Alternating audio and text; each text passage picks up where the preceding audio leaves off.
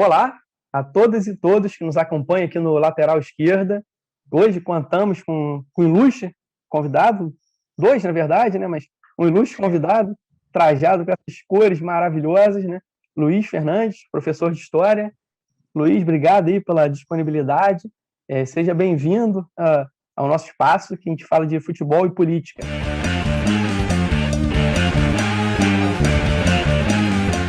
Lateral esquerda. Valeu, Rafael, obrigado pelo convite. Rever depois de um bom tempo, né? A gente cria da UF. Estou aqui também com o Gabo, meu cachorro que está chovendo aqui um pouco. Ele está com medo, ele veio para cá. Mas vamos bater esse papo aí sobre futebol, nosso Flusão e bola para frente. É isso aí, ó. É um tema aqui que a gente vem discutindo, né, nós tricolores, que é a venda precoce, né, dos nossos jovens jogadores. E a gente fala muito de Xerém enquanto fábrica de craques, mas uma fábrica que tem dado pouco retorno ao clube, né, pouco em relação ao que a gente esperava, tanto do ponto de vista esportivo, né, do dentro de campo, quanto do financeiro. E a gente forma muito bem, mas para o mercado externo e até para os nossos rivais.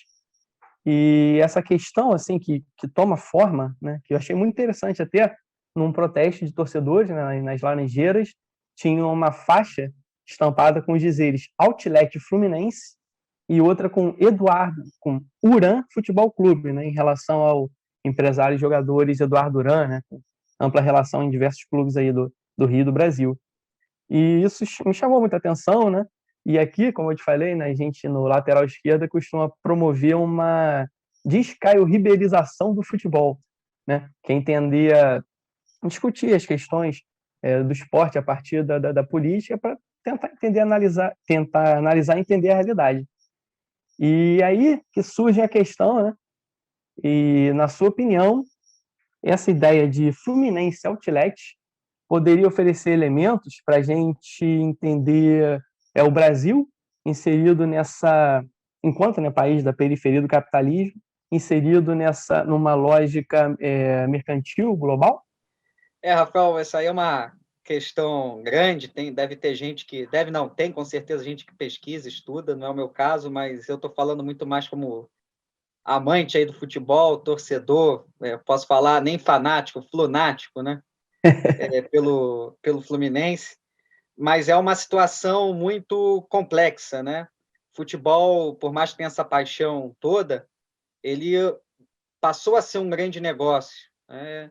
E passa a ser um grande negócio, quando a gente fala negócio nesse capitalismo hoje, é esse capitalismo das grandes instituições financeiras, do mercado de capitais, etc. Não à toa que a principal liga hoje de futebol do mundo, que é a liga inglesa, né, está no grande centro aí desses ativos financeiros, desse mercado financeiro, desses ativos financeiros.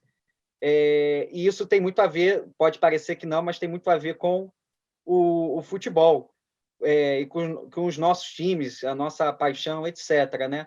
Nossos clubes, de alguma forma, no início da década, basta lembrar, início da década de 10, né? Chegou a ter, se não me engano, o Brasileirão de 2011, estava até olhando. Os quatro grandes do Rio ficaram entre os 10 primeiros colocados e Flamengo, Fluminense e Vasco entre os 5 primeiros. E nesse campeonato você tinha times mesclados, mas você também tinha aquela tendência que se relaciona, porque o futebol não é uma bolha, né? Se relaciona com o momento do país, etc. Mas você tinha jogando Seedorf no Botafogo, Deco no Fluminense, Ronaldinho Gaúcho no Atlético Mineiro, etc., né? Então, você tinha, no início dessa década, uma abertura maior para os clubes conseguirem financiamento, crédito, investidores, grupos de investidores, né? Que é isso aí que a gente vê quando reparte o jogador lá na base, etc. Só que essa era uma situação muito, digamos assim, conjuntural, muito imediata. E aí que eu posso falar mais do Fluminense, né? Que se tem ainda do Fluminense é que, além de ter saído a própria patrocínio da Unimed, etc., você tem uma má gestão, uma péssima gestão da nossa dívida. O problema não é nem o clube ter dívida, isso aí às vezes é clube, governo, uma empresa, a dívida é normal, digamos assim. O problema é a gestão da dívida dentro do capitalismo. E a nossa dívida, o nosso fluxo, tudo que entra aí de receita do clube, etc., está sendo para pagar dívidas, principalmente de encargos trabalhistas. Então, o Fluminense tem essa dependência enorme, e aí faz com que o Fluminense, hoje, é curioso, ele é um clube formador em termos. Porque, se a gente for ver, a gente está vendendo os nossos garotos para fazer a formação final deles na Europa. Não sei se... Tirando aí, por exemplo, um caso que a gente estava formando para um Martinelli, que passou pelo Sub-20, etc., mas a gente for pegar as nossas vendas, a maioria delas são de jogadores já nas categorias de base, por conta dessa lógica aí do Fluminense conseguir fechar suas contas. Então, a gente não consegue nem formar os nossos jogadores.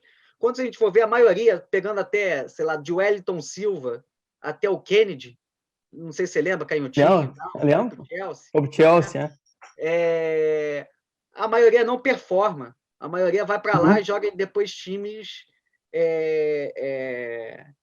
de segunda, terceira linha na Europa. Tá? Isso aí, ao meu ver, tem muito a ver com que esses jogadores eles não acabam sua formação aqui no Brasil nem nada. Tá? Não tem nem experiência de competição, de ganhar, de perder, etc. E aí a gente viu ontem, né, já essas notícias de parte aí dos destaques do Sub-17 já sendo vendidos para o grupo City, né, que administra não só o Manchester City, mas, se não me engano, até o Los Angeles Galaxy, né, lá da... São vários times, né? Não, e times que não são nem assim, expoentes do futebol, como o Índia, né, que está crescendo o futebol bastante lá, mas Índia, China, enfim, não são centros, né? Um grupo, uma empresa que administra e empresa que é dividida, né, tem 70%, 80%, não lembro agora, pertence a um grupo de Abu Dhabi, o restante dividido entre uma empresa dos Estados Unidos e outra chinesa, né? Como que o futebol está inserido nesse caráter, o Fluminense, né, e todos os clubes do Brasil, nesse caráter global. E o Fluminense ainda tem a sorte de ter uma base estruturada, né? Uma base com uma boa estrutura, bons profissionais, um bom trabalho que é feito em Xerém. Outros, nem tanto. Né? Outros não tem nem tanto essa tradição, etc. Mas, se a gente for ver, muitas vezes, essa formação imediata para você soltar logo o garoto para tentar ser vendido, né? Não tem nada a ver com o resultado desportivo e desenvolvimento até técnico do cara, psicológico, enfim, né? Mano, né, cara? A gente pode ver que, por exemplo, até se você for ver, o Fluminense nem tanto, o Fluminense consegue revelar bons noves, né? Desde do Pedro, etc. Agora tem o John Kennedy, que eu tenho um pé atrás, acho que ele está sendo muito individualista nos jogos, né? Falta ele, às vezes, jogar para o time, às vezes quer dar uma inventada demais. Mas até o Pedro demorou, né, cara? Até o Pedro demorou para... É muito novo, né? Ele já é jogado ali, resolve. Né? Mas, se você for ver, o Brasil se especializou, na última década, em exportar volante, volante ou um 8, no máximo, um antigo 8, né? E aí a gente vê a carência isso se desdobra até mesmo carências que a gente tem na nossa seleção. Né? Volante, tem ponta, tem muito aquele pontinha, né? Que agora é a moda, voltou a ser moda no futebol internacional, a gente revela muito. Mas jogador que era a marca do futebol brasileiro, que era o 10, aquele cara que ele pensa o jogo e também desequilibra, porque ele não vai apenas cumprir o tal do papel tático, ele vai dar aquele toque da criatividade, etc. A gente vê que a gente está em falta. Isso também tem a ver com a própria inserção brasileira, do futebol brasileiro nesse mercado internacional, que, de fato, essa globalização empobreceu e muito também o nosso futebol, né? E acho que até a gente está misturando um pouco os assuntos, mas isso aí faz parte do bate-papo, né? Mas sobre o Fluminense, eu acho que a gente tem esse problema, a gente não acaba a formação do cara, não tem retorno desportivo, isso em virtude de uma dívida muito mal gerida. E grande parte dessa dívida que está aí é por problemas ridículos, tipo demissão de WhatsApp de jogador. Essa foi vergonhosa até, né? Contratações toscas. Enfim, Isso aí a gente está falando do Fluminense, no caso, que tem até uma situação por causa de Xerém um pouco melhor. Mas a gente vê outros clubes não tem, que foram grandes, são grandes, né? Tem grande Aham, torcida, sim, uma sim. tradição enorme, mas não tem a mesma fonte, não tem tanta receita como o Fluminense. E essa receita também tem que ser relativizada porque muitas vezes o jogador já chega repartido, né? Sim. Por empresários, por já grupos de investimento, etc. E sobra muito pouco para o clube. Eu vi essa semana até que o Mário Bittencourt estava tentando mudar a lei para proteger mais os clubes, etc. O tal de fato, esse livre mercado da Lei Pelé, enfim, é muito nocivo para os clubes formadores e, de fato, isso aí é uma das coisas que tem que ter uma união dos clubes para isso. E a união dos clubes, talvez tirando o Flamengo, né, que virou o clube europeu, padrão europeu do É. Brasil, mas o restante vai ter que se unir, vai ter que ter muita união para conseguir sobreviver e sendo Eu competitivo. até, cara, aproveitando esse gancho aí, eu montei um time aqui do Fluminense só com jogadores que estão, né, ou que foram vendidos nos últimos 5 anos. E a gente teria um time, né? Isso é sem óbvio, né? É hipotético, porque todos os clubes do Brasil vendem, não só o Fluminense. Mas o time do Fluminense que eu pensei seria Marcos Felipe, ou então Pitaluga, só como um exemplo do que a gente está conversando, né? Um jogador que sequer estreou no profissional, o Fabinho na lateral direita, com um asterisco aqui que eu coloquei, porque ele foi vendido em 2012 ou 2013. Eu Uhum. estava querendo fazer só com os mais recentes, mas vamos também colocar um exemplo de um jogador que foi relacionado uma vez, mas sequer jogou. Então, Lateral direito, só o Calegari, né? Que foi o é, último. Mesmo assim, está vamos, improvisado. mas vamos botar aí Pitaluga, Fabinho, Ibanes, Marlon e Ayrton Lucas. Na meiuca ali, Wendel, Gerson Scarpa, e no ataque, Evanilson, o João Pedro ou o Marcos Paulo, que sequer, né, vai gerar alguma receita para o clube, e Pedro. Ou seja, é um time bem consistente, bem interessante, mas, né, que se for ver só meia dúzia, nem isso, acho que só 3 atuam no Brasil atualmente, né, desde que eu falei. E isso, você acha que de certa forma, duas perguntas na verdade, né? De certa forma explica a qualidade do futebol no Brasil hoje, é a primeira pergunta. E a segunda é como que a gente muda né, esse sistema, né, de fortalecer o mercado, né, os clubes que acumulam mais riqueza e enfraquecer o nosso. É uma situação muito difícil, né? No entanto, se a gente for ver, eu acho que pensando assim em alternativas, você tem no o Brasil uma grande marca com grande faturamento, que é o futebol brasileiro em si e a seleção. Então, você tem Uhum. uma confederação muito rica de futebol. Óbvio que não, aí é a questão da corrupção, do sequestro aí privado que há, enfim. Mas tem uma confederação muito rica e clubes com muita dificuldade de sobreviver, né?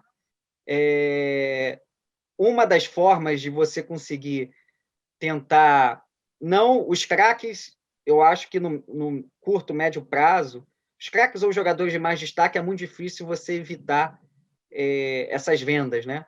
O que Uhum. dá para, eu acho que com um pouquinho mais de intervenção, de organização, daria para você, tipo, ser que nem o Gabriel Jesus. Os caras pelo menos jogarem 2, 3 brasileiros aqui e Neymar, irem, né, né? também.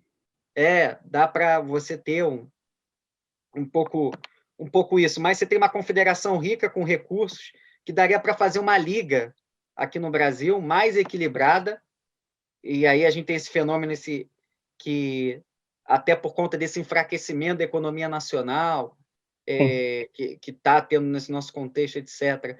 Uma tendência aí você ter 2, 3 times no máximo com algum poder de compra de jogadores em final de carreira na Europa ou jogadores aí medianos Uhum. que o futebol brasileiro tem muito destaque, né? E aí a gente pode falar que hoje é Flamengo e Palmeiras, conjunturalmente o Atlético Mineiro, mas é algo ainda meio nebuloso, enfim, o que acontece no Atlético Mineiro, né? Então, você tem essa dificuldade com relação a manutenção dos próprios clubes em detrimento aí de uma federação muito rica. Então, acho que você tendo um pouco mais de organização, de fortalecimento da liga, você poderia, pelo menos, ter uma proteção maior para os jogadores bons e medianos permanecerem mais tempo aqui e terem também condições de trabalho melhor, né? De condições de trabalho, ter uma carreira, salários em dia, etc. Então, acho que isso seria uma coisa importante. Tem ainda tudo muito imediatista, isso já muito questionado, mas tem essa ideia do sub-23, a volta dos aspirantes. Eu vejo isso não como eu vi até uma parte da torcida Fluminense criticando, mas eu não vejo, eu vejo até algo positivo nisso aí para clubes como o Fluminense, porque o Fluminense ele tem muito jogador, ele revela muita gente. O clube ganha dinheiro com os mais destacados, né? No entanto, o cara pode performar, ele pode amadurecer, pode performar ao invés de 18, 19, que é um fenômeno, se a gente for analisar, né? Ele pode evoluir para 22, 23 anos. E, assim, em termos de para um clube, é muito melhor, muito mais barato. Né? Sim, Isso aí sim. é melhor do que, sei lá, trazer um Luca da vida. Essa é a questão, né? É que a gente acaba gastando muito dinheiro, né, em jogadores que talvez não tragam tanto retorno quanto um jogador que poderia ser aproveitado da base. E aí gera um fenômeno interessante, cara. Esse ano deu para perceber mais isso, né? Como que acaba esses times, né? Essas divisões inferiores que falam, não divisões inferiores não, mas os mais jovens acabam atraindo mais atenção, né, de todos os torcedores que os próprios profissionais, né? Eu acho isso incrível, porque supostamente deveria ser o contrário, né? Deveria o time principal seria a base né, do torcedorismo, da gente acompanhar o time, né? O caminho aí para sobreviver, times... Por exemplo, o Botafogo fez a cagada, né, de estar com uma base razoável, tem bons jogadores, só que, ao mesmo tempo, contratou, sei lá, 60 jogadores para essa temporada. E trocou aí, 5 vezes de técnico ainda, na mesma competição. Então, eu acho que o caminho é óbvio, tem que ter uma mescla, tem que ter jogadores medianos com alguma experiência, etc.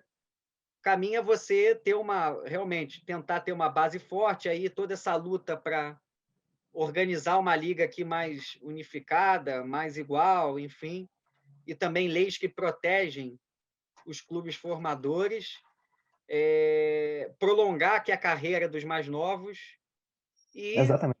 e nesse sentido aí é não fazer loucura. É difícil falar isso para o torcedor, mas é não fazer loucuras. Por exemplo, o Fluminense não pode perder de mão aí essa tentativa de reequalizar a dívida do clube, né? Não pode cair em aventuras. Por exemplo, até tem essa, não sei se isso, eu posso estar falando besteira, mas, por exemplo, inventa de fazer time de vôlei adulto, vai ser até rebaixado na Superliga. E aí não paga a jogadora, aí a jogadora depois processa o clube. Enfim, com toda razão até, né? Não claro, claro. Não, mas o Fluminense não pode fazer essas aventuras, tem que ter muito pé no chão, trabalhar com essa coisa de tentar prolongar um pouco a vida da garotada com jogadores aí medianos e bons. Essa coisa do Fred, por exemplo, ter voltado foi muito bom, né? Sim, Porque sim. Eu um vejo dessa líder, forma um também. cara vencedor, etc., e acaba ajudando muda aí o ambiente, né? Foi em até outro patamar, né? E aí eu acho que é mais ou menos esse caminho difícil, vai ser muito difícil. E porque também nos clubes tem uma vida política muito complicada, né? É muito dividido em pequenos grupos, aí também tem pequenos interesses, enfim, e Sim. acaba complicando, dando mais, botando mais lenha na fogueira nos nossos problemas, né? Exatamente. Luiz, obrigado aí pela presença, engrandecer esse espaço. Você tem algum comentário, alguma sugestão, alguma coisa a dizer? Não, agradecer aí a todas e todos que estão acompanhando. A gente pode bater mais papo depois sobre futebol, política, economia, Com e que a certeza. gente cada vez mais também atue aí nessa frente aí dos nossos clubes, do nosso futebol, para fortalecer um patrimônio aí que é da nossa cultura popular, do povo brasileiro em geral, e que é fundamental a gente combater aí Caio Ribeiro da vida, essas coisas aí. Exatamente. Obrigado, Luiz. Obrigado ao Gabo também, agradecer a presença e a contribuição dele. E nos vemos em breve, espero. Um abraço. Valeu. Um abraço.